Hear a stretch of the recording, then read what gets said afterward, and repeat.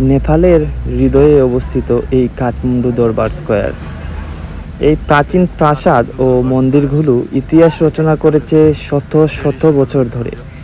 প্রায় 1200 থেকে 1700 শতকের নির্মিত এই দরবার স্কয়ার ছিল মাল্লা রাজাদের রাজধানী। এখানের স্থাপত্য মিশেছে নেপালি ও নিউরি শিল্পের সৌন্দর্য, যা শুধু চোখে নয়, মনেও এক অদ্ভুত আনন্দ জাগায়। দরবার স্কয়ারের প্রতিটি কোণেই রয়েছে ইতিহাসের ছাপ। বাসুন্দারা মন্দির, রাজপ্রাসাদ, পাথরের মূর্তিগুলো সব মিলিয়ে যেন একটা জীবন্ত জাদুঘর।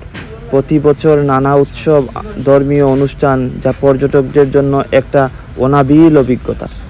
আমরা ভিডিওতে যে কাঠমান্ডুর ঐতিহ্যময়ী স্থান ও চমকপ্রদ দৃশ্যগুলো দেখছি, প্রাচীন শিল্পকর্ম এবং সংস্কৃতির মেলবন্ধন।